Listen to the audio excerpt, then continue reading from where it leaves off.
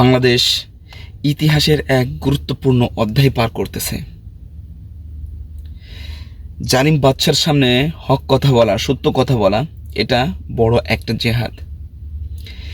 যদি আজ এই ছাত্র সমাজ পিছু হাঁটে, তাহলে পরবর্তীতে এই ছাত্র সমাজের জন্যই দুর্ভাগ্য। ইতিপূর্বে যতগুলো বড় বড় আন্দোলন ছিল, প্রত্যেকটা বড় আন্দোলন তারা এই আদালতের মাধ্যমে এটাকে তারা নিরসন করছে। কিভাবে? এই আদালতের মাধ্যমে দেখেন, হেফাজতে ইসলামকে তারা ধ্বংস করছে।